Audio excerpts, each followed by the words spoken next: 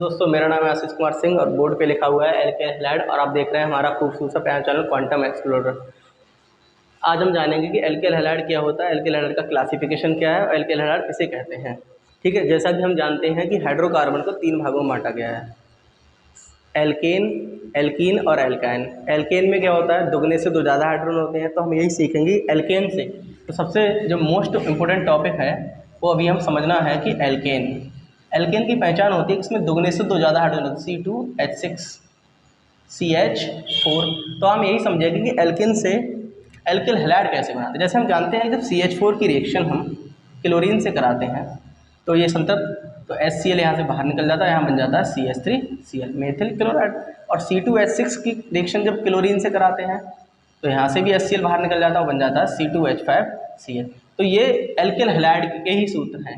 तो यहाँ से स्पष्ट होता है कि एल्केल हैलाइड जो है वो हैलोजन के एल्केन के हैलोजन व्युत्पन्न होते हैं।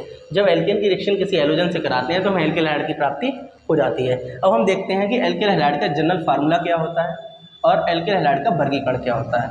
तो एल्केल हैलाइड का जो जनरल फार्मूला होता है वो होता है RX।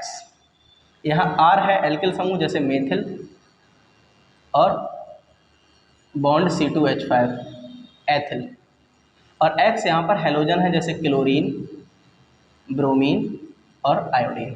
एल्केल हैलाइड को 2 भागों में बांटा गया है, 2 टाइप से क्लासिफिकेशन किया गया है, हैलोजन की संख्या के आधार पर और कार्बन की डिग्री के आधार पर। तो हम समझते हैं हैलोजन की संख्या के आधार पर। नंबर 1 हैलोजन की संख्या के आधार पर, और नंबर 2 होता है कार्बन की डिग्री के आधार पर। हैलोजन की संख्या के आधार पर से 3 भागों में बांटा गया है। Number 1 monohydric mono alkyl halide, number 2 di alkyl halide, number 3 tri alkyl halide. Mono alkyl halide वे होते हैं जिसमें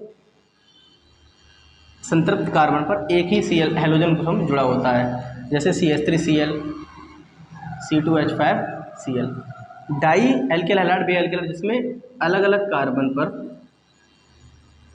अलग अलग 2 कार्बन पर 2 हैलोजन समूह जुड़े होते हैं, जैसे 1,2 डाइक्लोरोएथेन CH2Cl CH2Cl। तीसरा होता है try alkyl halide CH2Cl CHCl और CH2Cl। यहाँ पर देखो अलग अलग कार्बन पर 3 हैलोजन समूह जुड़े हुए हैं, इसे बोलते हैं ट्राई एल्केल हैलाइड। इसका नाम हो जाएगा 1 2 3 ट्राई, इसका नाम हो जाएगा 1 2 3 ट्राई क्लोरो 1 2 3, इसका नाम हो जाएगा 1 2 3 ट्राई क्लोरो प्रोपेन। आगे देखते हैं कार्बन की डिग्री के आधार पर। इस आधार पर भी एल्केल हैलाइड को 3 भागों में बांटा गया है। नंबर 1 प्राथमिक एल्केल हैलाइड, नंबर 2 द्वितीयक एल्केल हैलाइड, नंबर 3 तृतीयक एल्केल हैलाइड। अब समझते हैं प्राथमिक एल्केल हैलाइड क्या होते हैं।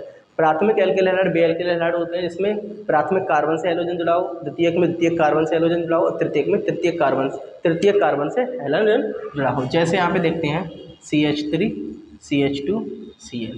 यहाँ जो हैलोजन समूह है वो प्राथमिक कार्बन से जुड़ा है, क्योंकि इसको प्राथमिक कार्बन इसलिए बोलते हैं क्योंकि ये कार्बन सिर्फ एक से जुड़ा हुआ है।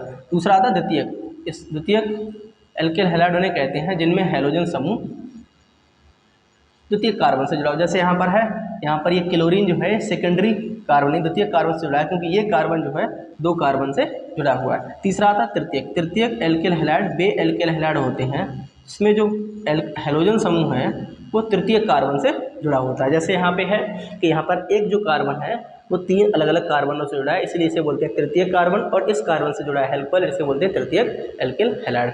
Thank you. अगली वीडियो हम देखेंगे एल्केल हैलाइड का निर्माण और एल्केल हैलाइड के रासायनिक गुण। अगर वीडियो अच्छी लगी हो तो लाइक करें, शेयर करें, सब्सक्राइब करें। Thank you.